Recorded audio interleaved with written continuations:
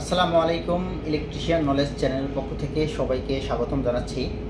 তো আলোচনার আজকের বিষয় হচ্ছে বর্তমান যে ইলেকট্রিশিয়ান লাইসেন্স পরীক্ষার অ্যাপ্লিকেশন চলতেছে, সেই লাইসেন্স পরীক্ষায় যারা অনেকে আবেদন করছেন, তো আবেদন করার ক্ষেত্রে আপনারা কি কি পড়বেন বা কোন বিষয়গুলো আপনারা গুরুত্ব সহকারে দিতে হবে সে সম্পর্কিত মূলত আজকের ভিডিওটি।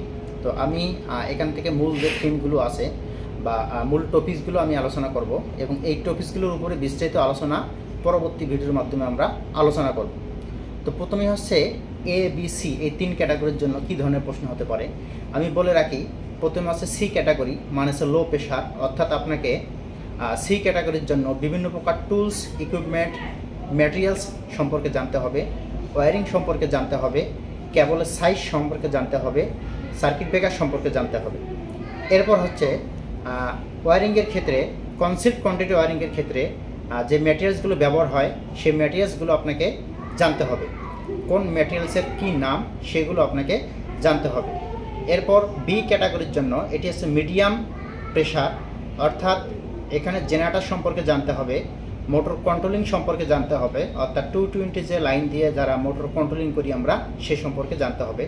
Star delta connection, DOL starter connection, forward reverse connection ইত্যাদি সম্পর্কে আপনাদের সম্যক ধারণা থাকতে হবে। এরপরে আসছে এ ক্যাটাগরির জন্য, অর্থাৎ হাই প্রেশার।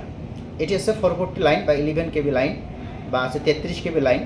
এখানে ST switch gear, LT switch gear, substation, PFI panel board, এইগুলো কোন ক্ষেত্রে কোনটি কখন ব্যবহার করতে হয়, অটো রিক্লোজার সার্কিট কি, তারপর আপনার বিভিন্ন প্রকার যে ইনসুলেটর আছে, কোন ইনসুলেটর কোন লাইনে কত কেবিতে ব্যবহার করা হয় সেগুলো সম্পর্কে আপনাদের সম্যক ধারণা থাকতে হবে।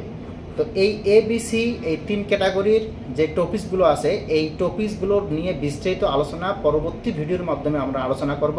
তো এই পরবর্তী ভিডিওগুলো পাইতে হলে আমাদের এই ভিডিওগুলিকে লাইক এবং কমেন্ট করবেন এবং সেই সাথে আমাদের চ্যানেলটিকে সাবস্ক্রাইব করবেন। যারা আমাদের চ্যানেলটি এখনও সাবস্ক্রাইব করেননি তারা চ্যানেলটি সাবস্ক্রাইব করে আমাদের পাশে থাকবেন এবং সেই সাথে ভিডিওগুলো যে কোনো সোশ্যাল মিডিয়ায় শেয়ার করে সবাইকে দেখার সুযোগ করে দেবেন। ধন্যবাদ সবাইকে।